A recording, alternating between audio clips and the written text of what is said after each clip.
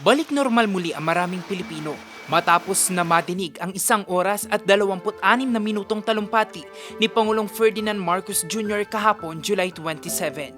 Isa na nga rito si Nanay Lucy, 50 taong gulang. Sa bahaging ito ng Burnham Park siya nagpahinga matapos ang mahaba-habang pila para sa mga dokumentong kakailanganin upang mairehistro ang sarili bilang solo parent. At paghahanda nito sa muling pangingibang bansa.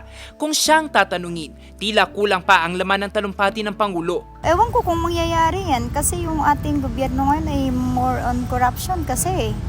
Kung hindi sana nailalagay sa bulsa ng iba, baka siguro unlad ang ating Pilipinas, magbabago siguro. Pero sa palagay ko parang wala. Ang mga programa sa mga overseas Filipino workers, isa sa mga binigyang diin ni Pangulong Ferdinand Marcos Jr. Dito, ibinida niya ang naging hakbang ng pamahalaan upang maiuwing ligtas sa mga OFW na naipit sa giyera sa Middle East. Patuloy ang ating ugnayan sa iba't ibang bansa at ang suporta natin sa mga OFW para sa kanilang kaligtasan. Lalo na at may mga kababayan tayong nasawi o hanggang ngayon ay nawawala sa Middle East. Sa kabila nito, tila may nakulangan pa. Dapat daw kasing maramdaman ito ng lahat, hindi lamang ng iilan. Ang mga ito, sinabi sa isang kilos protesta kahapon. Dahil sa kasalukuyang ekonomiya po ng ating bansa, napipilitan ang ating mga mamamayan na maging isang kahog, isang tuka. Tayo po ay patuloy na naghihirap kahit pa sa 5 taon na sa posisyon ni Marcos. Patuloy po ang mababang sahod ng ating mga manggagawa at patuloy ang pagtaas ng presyo ng mga bilihin. Ang mga bagay na ito, nais na masolusyonan ni Pangulong Marcos Jr. sa nalalabing 2 taon niya sa pwesto. Kaya naman sa kanyang sona, hinikayat niya ang mga kongresista na lumikha at magpasa ng batas sa magtatakda ng tax exemption sa mga kumikita nang hindi lalagpas sa 350,000 pesos kada taon. Alam natin na sila rin ay nabibigatan sa epekto ng krisis.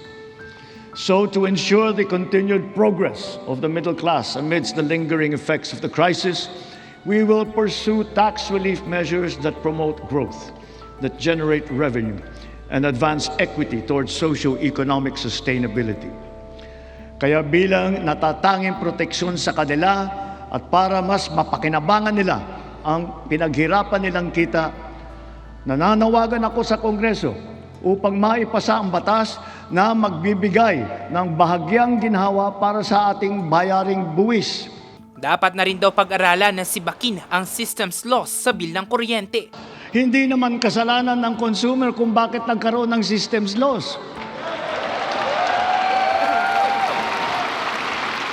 Kaya hindi naman tama na kailangan sila pa ang pagbabayarin dito.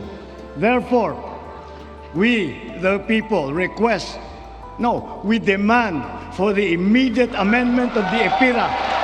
Ang mga puntong ito para sa political analyst at profesor na si Dr. Froilan Calilo nakapagbigay ng puntos sa Pangulo.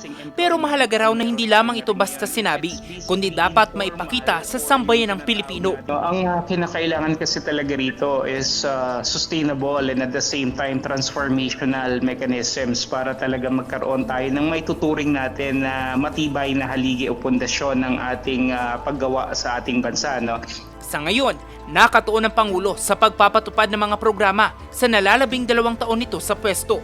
Pero para sa mga Pilipino, isa lang ang malinaw, hindi sila madadaan sa salita, kundi sa katuparan ng mga pangako. Mabuhay ang Pilipinas! Jose Robert Inventor, RNG News.